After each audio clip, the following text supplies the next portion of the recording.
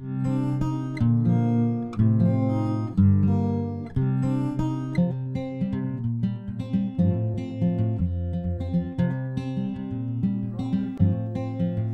European Peace University is educating people for a master, and according to me, one of the best universities, and there is a number of different courses. This time I'm here to run a course in peace building. Hopefully some of them will continue working on peace building after they finished at GPU. They couldn't say if this was Tony Blair, George Bush, Bin Laden, or somebody. The quotations are so equal, so similar. That's great. Yeah. Check this out. Do you think as part of the festival, the arts-based festival, that we should have maybe like older artists to mentor? Hello, I'm Eva, I'm from Austria. Hello, my name is Hawa, I'm from Turkey. Hi, my name is Roya Murphy, I'm from Canada. Hello, my name is Sebastian. Hello, my name is Nirmanishan from Sri Lanka. Hi, I'm Pawan from Nepal. Only mothers of the soldiers. I'm here for 2.5 days on peace building, and that is an impossible task. So whatever we get out of it is just a small taste of what peace building could be about. I give some theoretical background, some analytical tools, and then I ask the students to do an exercise for them to get a little feeling of what peace building could be about. But there is no time to go into the depth or to understand the complexity and the whole concept of peace building, because this is something which is not possible to go through in such a short time period. In this ethno-political conflict, there are principally, it is between Tamil national minority group and the singular majority group. So if we are thinking about the sustainable solution and the durable peace for Sri Lanka, we have to consider all stakeholders and all ethnic groups who is living in Sri Lanka, and that inclusivity is very important for the coexistence. Considering the Sri Lanka prolonged ethno-political conflict, it is very challengeable task to find a solution. But even though the remaining positive memories of the past showing us that reconciliation still possible. As a team, we would like to forget the negative past and think about the positive future. Normally I give a short introduction, and then quite soon I move on to giving them tasks to solve, so they feel engaged in the process themselves, and I ask for feedback, I ask for questions and comments, and open up for any sort of reactions from the students. So hopefully, by understanding these reactions, I will be able to design the course according to their needs and wants. It's not up to me to decide what they should learn, but they should understand themselves what they are missing. I don't know all these 40 students. Maybe some of them are very clever in peace building. So to find the right level, I need to have responses from the students so I could fulfill what they expect to get. The exercise is any project on peace building, that means creating a sustainable peace situation, and it's up to them to find a country, a conflict, a situation, a target group. The only thing I ask for is to be very specific. You need to be very exact when you design such a project for it to be a suitable project. But I want them to, out of their own creativity and experiences and skills from other fields, come up with a new way of building peace. Then they get a top grade.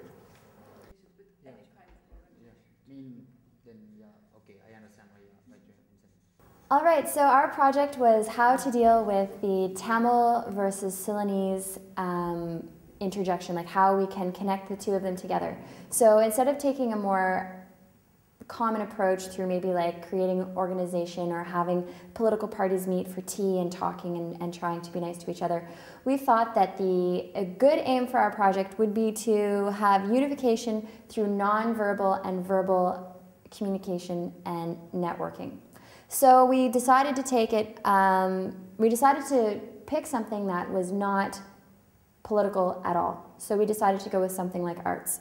So we talked about what it could be. We talked that we would have the main ideas would be theater, sculpture, dance, music, visual art, and multimedia. And through that, our target audience would be individuals in civil society. The individuals that we would choose would come from various villages, which to begin with would be sort of calm areas that weren't exactly involved in intense parties to conflict. These individuals would be both professionals and amateurs in the fields that they were studying in or were teaching or learning in.